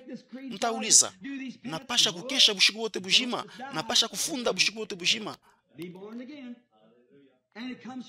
na kuriteswa mwili yangu na kutubu? Hapana, muzalike tu upya. Kufanya mambo kutubu kitubio, hapana, ile napasha kutokea ndani. Ndani njo itatengeneza nje. Unaona, ndani napasha kusafishwa, nje sasa haitakuwa mtu ngulube lakini ni kondoo. Unajua, mishi kufunda masomo ya mingi napasha kusema misemo ya hivi, mifano ya hivi. Nilisoma habari ya Yohana Mbatizaji. Ye na ye alitumiaka misemo ya dunia ya mwili, saa kizazi kia nyoka. Alisemaka mambo ya manshoka ile baliwekaka kwa mijiji ya miti. Mathayo 3:10. Alibebaka ile maumbile wakati yake, njo bila alikuwa kana semezea. Alifananishaka na bitu bila alichuaka. Wakati unaona ngulube na kondo ni ufananisho mzuri. Mtu wote ataishikia imamu. Ngulube anabakia ngulube, kondo anabakia kondo. Unapasha kuzalika upya mbele ya kuya kondo. Leo kukatirisha kuibia, bantu wanapenda kuwa natumalukumba kuibia, ba Pentekoste na bengine banapenda kufupisha njia kwenda kumbingu. Kukatirisha haleluya, kukatirisha huku haleluya na manenge, hapana.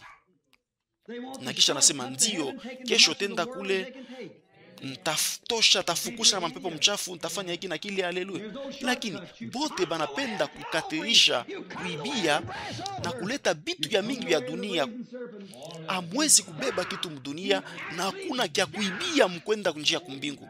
Munapasha kupitia paka pa Golgota, mutakufa. He Mungu wangu, tasema nini tena ingine njuu ya kubisema waziwazi? Munapasha kufa kabisa kabisa, kufa mubitu ya dunia na kuzalika upya. Amina. Hapana dunia, hapana vitu ya dunia, byote ni vya kufa. Hakuna kuibia. Mnaona? Abapende kukomea, banapenda kupata bintu yote mara moja pale, lakini tuko na komea ndani ya Bwana. Inapasha kukomea na kufanya maonjo. Tunapasha kukomea njoo kufanya maonjo. Batu ya kule ku magharibi kukunchi pale kunasema tuko na batiza batu mkutokufa mu batizo ya mai. Kwa ajili ya ile munakuwa babiana banaume na banamke, bengine banakuwa na kochi ya Elia na hapa Ufunuo, na banawazia kusema bashakuwa wana wa Mungu wenye kuonekana. Ujinga, munapata wapi mambo ya vile mneno? Batoto abazaliko ake bantu bakubwa, beku nazaliko batoto na beku na komea mpaka na pale batafika mkipimo kukomea kabisa, banakuwa bantu bakubwa. Na pasha zingine kusoma mara ingine Efeso, saa zingine sura yake ya 15 fashi moya hapa sura ya 4 tuanzia hata mstari ya 12. Efeso 4 mstari ya 12, juu ya kuwezesha batakatifu kufanya utumishi ya kanisa, juu ya kujengwa kwa mwili ya Kristo. 13, mpaka na pale tutafikia shebote mumoja wa imani na wa ufamu ya mwana wa Mungu, mukukomea kwa mutu mwenye kukomea muhali ya utimilifu wa Kristo. Mstari 14, juu haipashe tuendelee kubakia batoto bila kukomea, benye kuangaika na kubebwa na mpepo yote mafundisho udanganyifu ya batu, bali kupitia bujanja bwabo beko natafuta kutupeleka mbali, kutupotesha. 15, lakini mkutumikia kweli tunapasha kutumika, mfanya ukweli, kukomea ndani mwake, ula anakuwa mkubwa, shefu Kristo. Yeye ni kichwa mkubwa Kristo, kukomea. Nakumbuka mahubiri ya kwanza ile nilihubiri, nilipandaka kumimbali na niliwazia kusema niliweza kako na bale ba mama baze baririaka, ile linifurahishaka na balikuwa na nifurahia sakiana na nduku Davis alikuwa ni ule avoka wa zamani wa kukawia, aliambia leo tutahubiri, na nilijiuliza bilikuwa chekisha mahubiri, niliweza kusema ilikuwa mzuri. Alisema ilikuwa mahubiri mubaya sana, shiashikiaka mambo sai mubaya sai. Nikasema nduku Davis, bote bantu bote bariria. Akajibu, ndio beku naria, ba unaria hata nafasha majiko na wakati ngine batu banariaka. Na akasema unajua Bili, au kuhubiri neno, ulisema mambo ya mama mwa ulipotesha mtoto na ariria, atuzalikake upya kupitia mabitu ya vile binaoneshwa munamuna hii. Aliniangusha mara moja pale pale. Haina kushangilia, lakini neno juu ya mafaa. Neno liko naleta bujima na iko naleta muntu afanye onjo. Na akasema, Bili, nitakwambia hivi, wakati niliendaka kusamba mambo ya kwanza kama mtu wa kusamba, ilikuwa ni katikati ya mwanaume na mwanamke, na mwanamke alikuwa naria na mimi nianza kuria naye, na kwa kushutukia tu ule wa kusambia bwana akasema, ni michezo kani, mumtoshe huyu mtu. Ule wa kusamba ule tulikuwa na samba na balikuwa mtu mkubwa, alijuaka ni mambo kani ilikuwa pale, kuria kusaidie kukitu.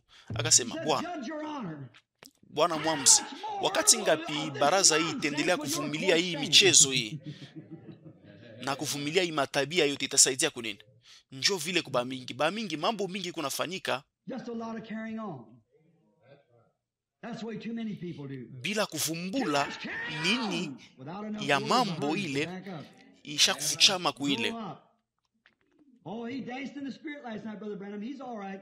I don't make him all right to me. Hakuna masauti mingi juu ya kukomea. No, sir. Mukuye bakubwa na banasema balikuwa anacheza muro Growing up to him. eku mzuri. Hapana, kwangu banapasha kukomea, anapasha kukomea kupita mujaribu mwakati nye kueneana. Mashua mkongo nilisoma mu kitabu ya historia, mimi nakawia batu bote wanalalamika. Shijue napenda kusema, nataka kusema ilikuwa ni dada mwa dada Arnold ula alisema amina. Na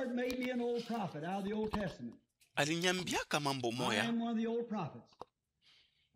na mie nilitoma mkitabu moya ya historia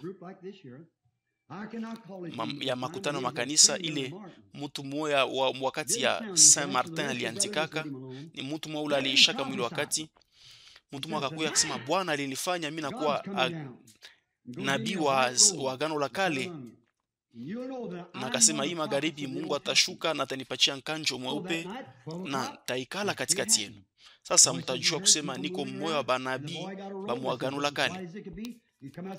Na katikati ya bushiku mambo ile ilifanyika, na ule mtu alikuwa na nkanjo mzuri mweupe, na alikuwa anakusema mishikumiambia hayo,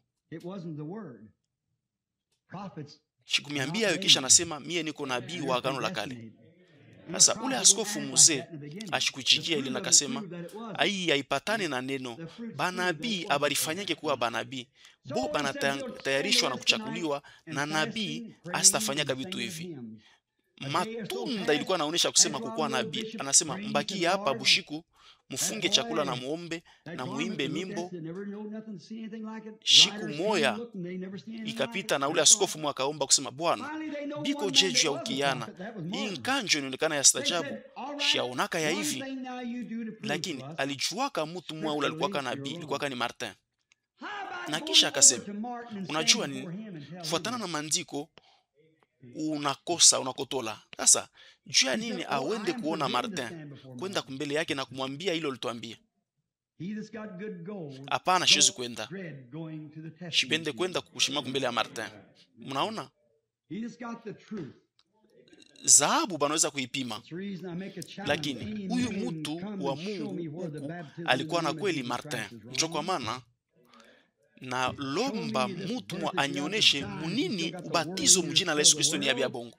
Munioneshe kama kunaweza kwa kuzalika upya bila mwe kufa, bila kufa kudunia. Munioneshe ibitu. Mubipime biote pa kipimo kia neno. Muone kama inajama, inaweza kukipimo ni kweli. Bakasema pana, unapasha kwenda. Kunji mwa batu bakambeba wakampeleka, na kwa kushutukia ile manguo ilikapotea. Ba Pentekoste bataichikia bile leo kama mtu anakuya hivi katikati yabo mushikie. Bilionekana kweli, lakini haikuwa ifuatana na neno. Marta akasema shetani alimonekanikiaka na taji mkubwa ya dhahabu, mwenye kupambwa, mwenye kuangala, mkubwa mzuri, mwenye kuwa na nywele mzuri, mwenye kuvala mzuri, na manguo yenye kukoma mzuri, na bilato ya dhahabu. Na alikuwa akasema Martin, unanifamia?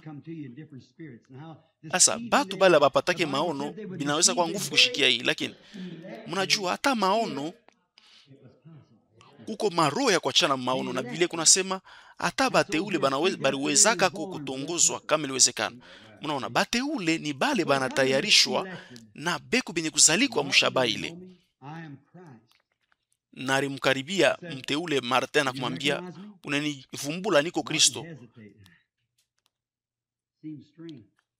Unanivumbula Martin. Martin akashama, ilikuwa ya kushangaisha. Alichunga kwa kiloko. Na ula akarudira kusema unione niko Kristo, niko Kristo, univumbule. Na akasema ile mara 3 wala 4. Na Martin akasema shetani na kuvumbula, Bwana wangu ashiavikwa bado taji, yeye atavikwa taji wakati ile batakatifu watakuwa pembeni yake. Ile inafuatana na neno. Pale pale makutano ya Warumi inakuwa na mafundisho bisela bya mingi, mapepo mchafu iliingia. Kwanza balikatalaka kukana neno ya Mungu mbele ya kuchikia mabisela ya batu. Mwende mbari na ile maro mpepo mchafu itashimama na kutongoza batu bote. Njo vile naandikwa, sa vile Janes na Jambres balikombanisha Musa, vile vile aba batu batakombanisha kweli benye kwa na roho yenye kuharibika. Timotheo 2:3-8. Batafanya mamiujiza malama ya kuachana, mkuwe mbari nabo. Neno ya Bwana ilikuya kwa nabii na tunamini manabii. Usopoke, alisema shetani na kufamia. Bwana wangu yeye ana na uso ya hivi yenye kupambwa sawe. Bwana wangu alitoka huku na manguo ya zamani na malama ya misumari mumikono, na tarudia paka vile alipandaka kumbingu. Munamna moya moya kile kilionekana pale kapotea. Beku na onesha byote bizuri, barisema muluga ni batu bazuri, bala muyaonaka, muone, mushikie, musopoke, mushiamini mambo yote, mukebe hange, musopoke. Na tumaini kusema hii masauti hii aimichokeshe. Muko ba Kristo benye kuzalika upya, muko na komea kwa mfano ya Kristo mu maisha yenu yote. Kia kwanza mtoto kiloko, kisha kukomea, kisha tunaonekana tunakuya ukipimo ya kukomea bantu bakubwa. Amina. Njo ile shiku kwa shiku, mwaka kisha mwaka, muko na bakia bamoya, tukuna geuka kuneno kama munekala ndani mwangu. Yohana 15:7 unasema kumenya kuzalika upya, nilifanya hiki na kile. Lakini shamini mubatizo mjina la Yesu na bingine. Mnaona ni bantu bamoya beku na hangaika kupelekwa mumapepo ya mafundisho yote huku na kule, lakini tunaweza kusema kwa neema tu tunazaliwa kutokea roho, tukuna komea ndani ya Kristo kupitia neno kwa mfano wa Kristo. Kama mko mwenye kuzalika nabii, unabakia nabii. Kama uko mwenye kuzalika jua kwa Mkristo, unabakia Mkristo. Kama munekala ndani mwangu na maneno yangu nekala ndani mwenu, musikie, mukomeye paka na hali ya mtu mwenye kukomea mwali ya Kristo, hali kamilifu ya Kristo. Hapana Saule mtu kiana wa kusamba anaanza kulia na kusema bitu bila biwezekani. Hapana, kukomea na kukomea kupitia miaka, kupimwa mu miaka, tunajengwa yule ya Kristo mwamba. Mazehebu ifanye kile nataka. Niko nasema Bwana unichunge mnyenyekevu, atatuongoza mpaka ile bandari kukomea, kipimo kenye kukomea, hali yenye kukomea kamilifu. Munaona vile mambo iko kweli kweli. Kisha harufu hamwezi kugeuza kitu. Hakuna mahonjo kuchamuka ndani. Mwe bote mulikuwa bashuda ya mambo yote hii. Muko ba mingi sana na muko naona mambo ile linafanyika. Lakini kama batu beko na kufa mwali hii, nini kunafanyika? Lufu alugeuze kitu mwali yabo. Ba Kristo njuu ya kuisha munyache nimiambie hii. Tugeuke shebote kwake na kuneno lake na waki wetu wote, mukuye munyenyekevu sa vile inelekea ba Kristo, na muzalike upya kupitia roho wake. Na wakati ile mtazalika upya, mutahakikishwa kama kuwa ba Kristo kupitia tunda ile mutabeba. Munashikia mubote hii, batamijua kupitia matunda yenu, mutabavumbula kupitia matunda ya Mathayo 7:16. Amuyue alfabeti yenu, lakini mnaweza kuwa mwanamke mkubwa Mkristo. Dunia inaweza kuchukia juu ya bile ulifanya, lakini kama bana kuchukia juu yake Kristo ni mambo mengine. Hauna mtu ule alifanya teolojia, lakini kipofu ule alizalikuwa kipofu, Yesu alimtunza. Mnaona, alikuwa vile tangu kuzalika kwake, lakini Yesu alimtunza ule mtu, alimpatia macho kuona. Na wakati ile alikuya na aliwezaka kuona, Bafarisayo balimuuliza, nani anafanisha hii? Hii mambo hakuweza kuibisha kusema hakuna kitu kilifanyika. Huyu mtu hakuwa mtu wa teolojia, hakuweza kusema sema bitu sa vile bahubiri bataweza kuifanya, hakuweza kubafasiria, na yeye hakukuwa teolojia, mtu wa teolojia. Lakini alifanya kanini? Bakasema we shukuru sifu Mungu, shie tuko ba teolojia tunajua kusema mtu ni mtenda dhambi. Huyu mtu hakuwezaka kukatala mambo ile ilimfanikia, na kuwezaka tena vile vile kujama kuile masodo walikuwa na muziki. Lakini alisema kitu kimoja, mishijue kile yeko shujue kama kumtenda dhambi, lakini najua tu kimoja, nilikuwa kipofu, leo hapa naona, sasa naona. Na mwebo wote mishijue kama ni mtenda dhambi, siwezi kuisema, lakini najua tu kitu moja, nilikuwa kipofu, hapa sasa niko naona. Nini kunafanyika kwenu? Yohana 9:25. Alifanya nini? Yeye alihakikishwa ni kweli. Alihakikishwa mambo moya ilifanyika. Bumutu bwake bote, hali yake yote iligeuzwa kutoka giza kuwa nuru, kipofu kuwa pata kuona. Mtu mwenye kuzaliwa na roho ya Mungu, ule zamani alikuwa na hali ya kuonekana ya utawa, na alikana kile kilifanya uwezo. Alisemaka mashiku ya miujiza isha kupita. Kama ni mwenye kuzalika upya, ana mafana kuwa tu mtu wa akili wa kufunda, lakini atamini neno yote ya Mungu. Banduku na badada beushi, munirumie kusema hii hapa. Huyu nduku wa kusini balikuwa nasema juu yake, balikuwa nasema juu yake ashiwe kusoma. Alikuwa kila mara na Biblia, na batu balikuwa namchekelea kusema aujue kusoma. Sasa juu ya nini huku na Biblia kila mara? Alikuwa anajibu naamini kile kinaandikwa ndani, na alikuwa anaongeza naamini kuanzia hapa hii ukurasa ya kwanza mpaka ya mwisho, naamini hata kifuniko kyayo juu banaandika hapo Biblia takatifu. Na bakamuuliza, je, sasa unaweza kujua ile? Akajibu kusema naiamini tu, naiamini kunaisha. Na bakamwambia Musa aliwezaka naye kufanya kile Biblia kunasema? Ndiyo, kama Biblia naisema nitaifanya. Bakamuuliza Musa, kama Bwana anakuambia uluke kupita mwikibumbashi kya maibwe, sasa weye utafanya je?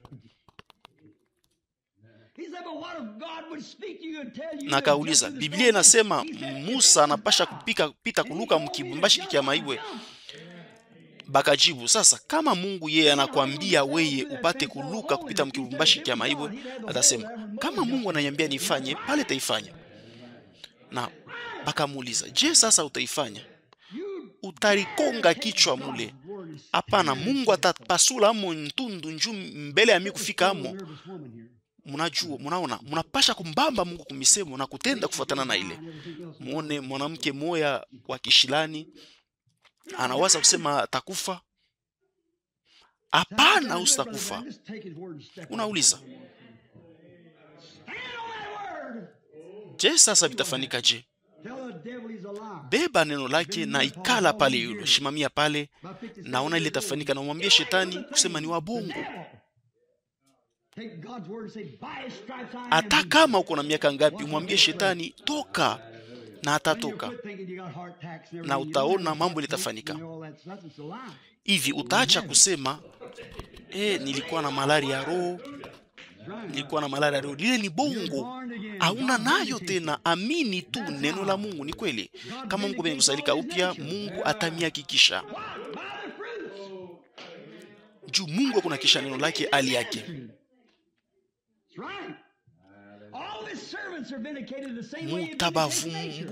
Mutamuvumbula kwa matunda yake. Ndiyo, batumishi yake bote baliekishwa mnamuna moya moya. Je, tuko na vumbula zambi? Juu ni kuna zambi. Je, tutavumbula muti ya peshe?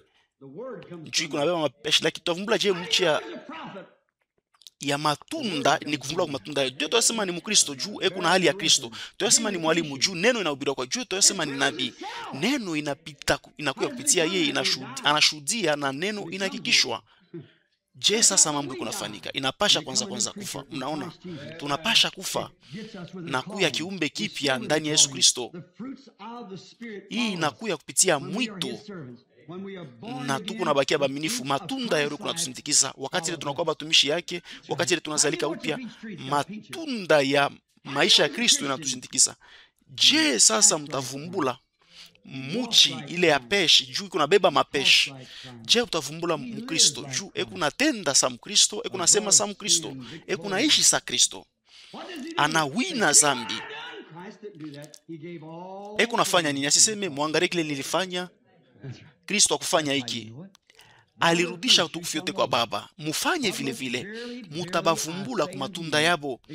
Kwa ukweli na miambia, kama mutu ashizalike upya, ashiwezi kuona ufalme wa Mungu. Yohana 3:3. Aina ujumbe yangu ile nilikuwa nayo ya mwaka mpya, lakini mashauri yangu kwenu mwe ba Kristo, kwenu mwe bale munampenda Mungu, kama munakuya huku kwa madhabahu ya shaba ya hukumu ya Mungu na munapenda kuzalika upya, mulale pale, mushichunge kulamuka hapo, lakini mubakie pale benye kulala, kufia pale na mambo yote ipate kwisha. Kama mupende kufanya ile, mushendeko, mushilale pale, museme tu wazi, kisha muifanye. Kunimbakiria tu maukurasa kidogo, lakini napasha kumaliza tu hapa. Munyoloke pale pa madhabahu ya Mungu, madhabahu ile ya shaba ya Mungu. Mubakie benye kufa kudunia paka vile Kristo alikuwaka. Mukuye benye kufa sa ule nyoka mwenye kuhukumiwa mjangwa, ule bali nyanyuaka kupandisha kule, akukukua bujima ndani mwake. Bujima bulipoteaka. Kristo alikufa, alikuwa mwenye kufa, bali mushusha kumsalaba na bali mweka mkaburi. Alikuwa mwenye kufa na kisha alifufuka juu ya kuhesabiwa haki kwetu. Na shiye tukuna kufa na mwana kondoo pa madhabahu, na tulifufuliwa naye kupitia kuhesabiwa haki. Njoo bujima bwake bule bulimutosha mulufu, bule bujima moya moya bule bulitutosha na shiye muhali yetu ya lufu, na bulitufanya tunakuwa biumbe bia sasa mufalme ya Mungu, na bulitutia muri juu ya siku ya ukombozi ya mwili yetu. Kwa ukweli na miambia, kama mutu ashizalike upya, ashiwezi kuona ufalme wa Mungu. Mushipime kubishikia hivi. Yesu anasema amwezi kushikia, lakini muichikie. Muichikie kufuatana na neno lake. Amwamini musabipofu. Lakini Mungu nasema, Bwana, Bwana, uniue. Hapana, haina onjo kuchangamuka ndani. Uniue, tosha dunia ndani mwangu. Ningali napenda vitu ya dunia. Hapana, mishiseme mambo ya biumbe bizuri vya dunia hii. Niko nasema mambo ya tamaa buchafu ya dunia hii. Ibi bitu biku na kufua mara moya, abina na rusa bitonekana bya buchafu kwako. Mungu nasema, mishishikie namna kani batu banezi kuishi hivi. Mutalalamika na zaidi mutabiona, zaidi bitenilukurisha. Amwezi kufanya masikilizano, kuna fashi juu ya ile. Hapana, hata kama dunia ikwako iko yenye kufa kwenu, amwezi kushiriki bya dunia. Muko benye kufa, mushifanye mukufe mubitu ya dunia hii. Bwana mibariki. Mkuye ba Kristo benye kuzalika upya, muzalike upya hivi sasa. Amustakuwa na kia kukemea. Biko nguvu kwenu banamke kusema, jani biko nguvu kwenu banamke kusema, wala wakati banamke mko nasema ni mambo ya nguvu sana kwangu kuacha nywele yote, wala mwe banaume amusta sema mambo ya nguvu sana kwangu ni kushinda kuacha kishilani. Hapana, muti tu Bwana na muonyane ba mwana bengine mkusema, mupendwa, hii haina mambo ya Mkristo. Na kama mtu anakupika kungambo moya, hauna na mafaa ya kutosha kisu yako mfuko. Kama mtu anakupika kumacho, unaweza kuuliza, njoo ya nini ulifanya ile ndugu yangu? Unafanya ile ndugu yangu. Mnaona? Njoo Kristo.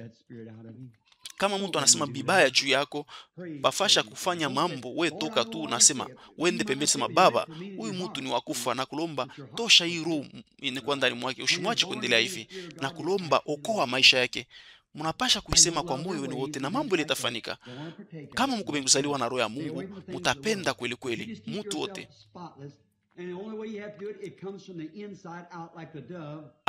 Amuna na manjia yabo na muko pembeni ya dunia na mwe binye mnaichunga safi mbali na vitu ya dunia.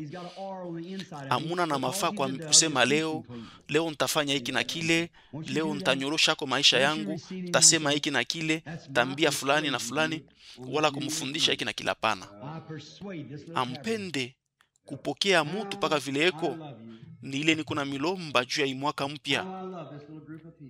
Ni ile nalomba kwa bote na kubatu bote mbaka kakunji kaloko na mipenda paka vile napenda kakunji kadoko ya batu. Napenda kuingia mnyumba hii na kuangalia pembeni yangu.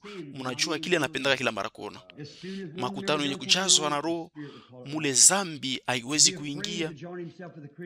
Kama mtu mwanafanya kitu kibaya, roho itakitosha juboka bubambe ba Kristo. Mambo yote ikuwe mkunyoloka juu kama ina vile batatuita tu makutano, haitakuwa mzuri. Na wakati ile batu bachafu banakuwa kuikala katikati yetu, Roho Mtakatifu itasema kwanza, itafunua na bingine, itabambia tu na itatenda yulu ya huyu mmoja na mwingine. Bote tunaomba, bote tunafanya umoja, mtu mmoja juu tuko she bote memba biungo bya mwili moya, she bote benye kuzalika upya na benye kujazwa na roho ya Mungu, roho moya moya benye kubatizwa mwili moja moja. Aina mzuri sana. Tunaweza kuipata, Mungu alilaka, lakini kwanza ni kufa na kujikwa kisha ufufuko pamoja naye. Tukunjamishe sasa bichwa juu ya kuomba.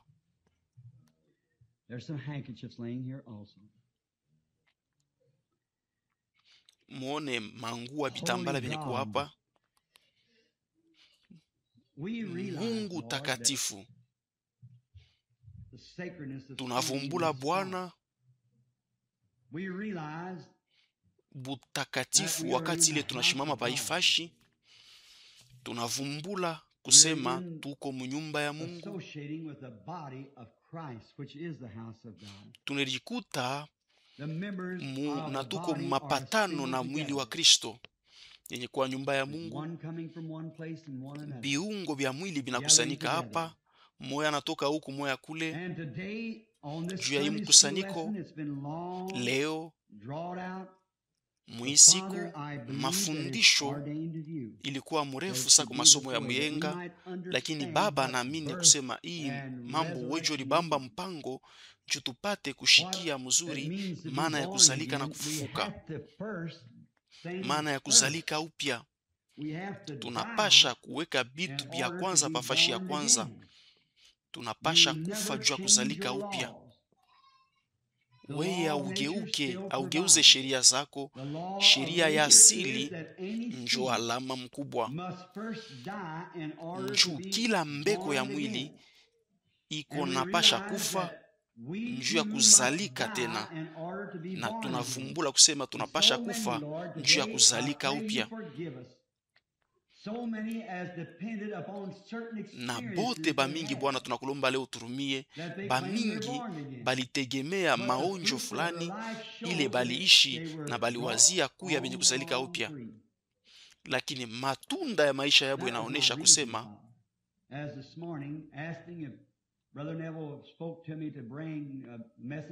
hii inatoka kumuchingire mchi mbaya.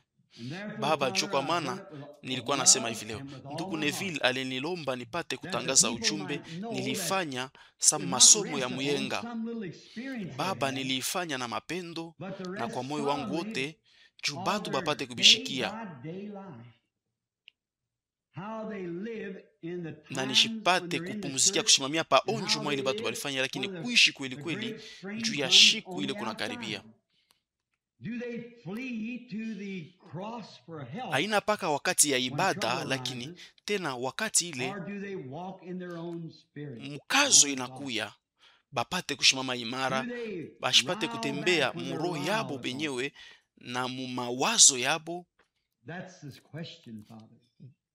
And when we Be kuna see jibu that pa it's makemeo wakati totally bambakemea impossible Baba, njo for ulizo any hii. of us to save the Na other, wakati ile tunaona that God has made an kusema appropriated haiwezekane way, huyu moya uko a mwingine, we all-sufficient Mungu sacrifice, ulitayarisha and it's the njia, only way that we can come. ulitoa Not by sadaka any kwa church, any wote, creed, any denomination, na any ni namna association, moya ile tu but by tunaweza the way kuya, of Christ haina as tu the kupitia first man, makutano the wala kupitia righteous mafundisho died, he died wala on the kuchangamuka wala altar kukiri with kwa his imani, lakini own. kupitia njia ya Kristo. And to this Mpaka very vile mtu wa hour, kwanza every alikufa, other righteous man has to die on the brazen altar of mwenye God kuhesabiwa haki pa with his madhabahu na lamb, mwana Christ kondoo Jesus. wake.